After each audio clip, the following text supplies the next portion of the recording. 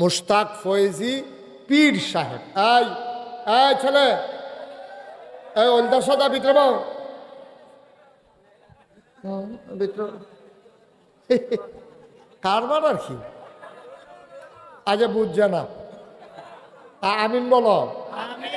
আমার নামের লগে দুইটা শব্দ আছে, পীর সাহেব আছে নিও। আমি কইলাম আসলে পীর সাহেব হইতাম চাইতাম না, ওখানে সত্য কথা, আমার মনের কথা কইয়া লেলাম। আজ আমি পীর সাহেব হইতাম চাইতাম, কারণ চাইতাম না রে, কারণ আমি বাংলাদেশে পীর সাহেব দেখতে দেখতে অতিষ্ঠ। আমি বাংলাদেশে যেই পীর সাহেব দেখছি, আমি দেখছি বালা আতফাও আছে, লেহাপড়া করছে, চোহেও দেহে কানেও শুনে, এবারে বইয়া থাহে এ ফ্যাট ফুট বাবাইয়া হগিন নিবে টেহা দেয়, রিক্সাওয়ালা টেহা দেয়, সেই টেহাতে বইয়া বইয়া খায়। ঠিক কিনা কও? আমি কোনো সময় পছন্দ করি নাই। মানে আমি মুশতাক হয়ে যদি মাডি কাঁদি তো আমি 500 টাকা রুজ পায়াম। অটো চালাইলে 1000, সিএনজি চালাইলে 1500, বাসের কন্ট্রাক্টারি করলে টেহা নামাইরা দিও তো ভালো টেহা কামাই করুন যে, ঠিক নি রে? এরপরে একটা মানুষ বইয়া বইয়া খাইব, এটারে কি ফিরালি কয়, এটা আমি বুঝছি না হলো, এটা আমি অহনো বুঝছি না। বইয়া বইয়া কেন খাইব?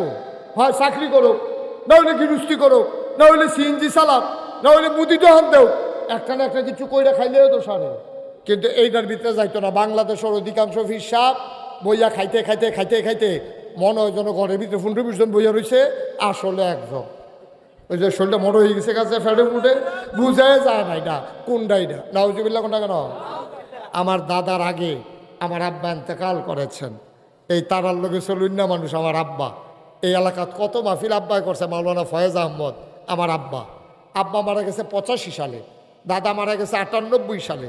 96 সালে আমি যখন কামেল পাশ করছি, আমার দাদায় আমারে খবর দিয়ে আনছে, আইনা সেটা দেখি দুনিয়া বাড়িতে দুনিয়ার মানুষ। আমি বললাম দাদা কিতা? আমি কমলা মইরা যাই, এখন চিন্তা করছি তুমিও হইবা আমার পরে নাগাইশের ফিরসা। আমি কই মাপ চাই, আমার ফিরালি লাগতো না। আমি লেহাপড়া করছি, মেহনত করে রাখা অন্য মানুষ।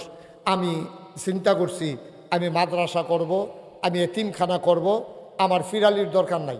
দাদা কই ফিরালিও করবা, এডিও করবা। আমি কই তৈলে খ্যাত লাগবো। দাদার কাছে কইলাম আমার এক জমিন দিতে হবে। দাদা আমারে 9 শতক জায়গা দিছে। দাদা তো ধনী মানুষ আছিল না, উনি আমারে দিছে 9 শতক জায়গা। কয় শতক? আমি দায়িত্ব পাওয়ার পরে জমিন কিনা শুরু করলাম। আপনার হাজি সাহেব গিয়া বেড়াই আইছে, দেখে আইছে।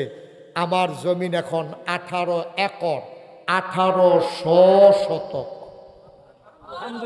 আর আসতে কোন আলহামদুলিল্লাহ। কত শতক? 18 শতক।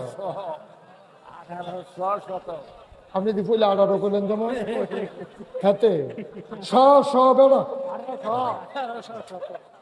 মার হাবা কোন তো কয় শতক? 1800 শতক। আমার এখানে 10টা প্রতিষ্ঠান, একটা খানকা, একটা দাখিল মাদ্রাসা, একটা নুরানি মাদ্রাসা, একটা হাফিজিয়া মাদ্রাসা, একটা ধাতব্য চিকিৎসালয়, একটা গণপাঠাগার, একটা গবেষণাগার, একটা ছাত্রাবাস, একটা ইয়াতিমখানা, একটা মসজিদ। মার হাবা কন্যা কেন? আমার এখানো মার্শাল্লাহ লোকজন আছে তো। আমার যে মসজিদ রে আইডল টিনের ঘর, তা আমি যেন জমা পড়াই মাইসে তো হুন্ডালাইছে, মাইসে সকলে যায় সিএনজি মিনজি অটোমোটো লইয়া, প্রাইভেট কার লইয়া আমার চাইতো দোয়া নিত গিয়া সেটা মসজিদও তারা আগে আগে বইয়ালায়। আমরা মুসল্লি যারা তারা একজন আর মসজিদও জায়গা পায় না, ম্যাক টেকাইলে বিজ্জা বালুয়ে চালুয়ে কোনো মতে তারা নামাজ পড়ে। আমি ভিতরে জায়গা ফাইলাম নই ইমাম দেখকে, এই ভিতরে কোনো মতে জায়গা পাই। আমি ইঞ্জিনিয়াররা করলাম একটা ড্রয়িং কর, সুন্দর করে একটা মসজিদ করাম, দৃষ্টিনন্দন পৃথিবীর বিখ্যাত একটা মসজিদ করাম। তারা ড্রয়িং করলো, আমার কাছে লই আইলো, দেখি চমৎকার। আমি এটা কি তাইরা? কহুজুর মসজিদ। আমি এটা যেমন একটু বড় বড় লাগে। কহুজুর বড় কিরকম কইতাম পারতাম না, তবে এই মসজিদটা নামাজ পড়বো এক লগে 6000 লোক। কয় হাজার? আমি যে গেলাম এত বড় মসজিদ যে তোরা রাখলি, এটা করতে কত লাগবো? 15 কোটি রে। কয় কোটি? এখান থেকে যেমনি কইছে আমি মনে করছি 1500। তাড়াহুড়ো করে যে কইছে, আমি যে হয়তো 1500-1600 ওইরকম হইতে পারে। আমি এমন ডরাইছি, আমি আর কসকিটা 15 কোটিটা, আমি গরিব মানুষ, এইটা আয়াম কো নিয়ত করে নাই মালার। নিয়ত করলাম যে আল্লাহ এই মুস্তাক ফৈজি সারা বছরে তো মাহফিল করি, এক বছরে মাহফিল কইরা যত টাকা হাদিয়া পাই পুরা এক বছরের হাদিয়া আমার মসজিদে দান করে দেব ইনশাআল্লাহ। আমি এক বছরে 25 লক্ষ টাকা জমাইছি। কয় লাখ? 25 লাখ টাকা জমাইয়া আমি মসজিদের কাম শুরু করছি। আপনাদের কাছে ধর গোপন রাখা লাভ নাই, একতলার ছাদ হয়ে গেছে মসজিদের, 4 কোটি টাকা মসজিদের নামে খরচ হয়ে গেছে। কয় কোটি? আমি দিছি কয় লাখ? তো আর 3 কোটি 75 লাগাইলো করতে, এই 3 কোটি 75 লাগাইছে আমরা দেশে বিদেশে, মোবাইলে, বিকাশে, নগদে, রকেটে, বিভিন্নভাবে। আমার নাসিমে দিছে 1 লক্ষ। মারহাবা কনদ। আমি মালয়েশিয়া গেছি পরে আমার নাসিম যে আমার কি পাগলামি করছে, ব্যান্ডাইতাইয়া আমার হোটেলের নিচে বইয়া রইছে।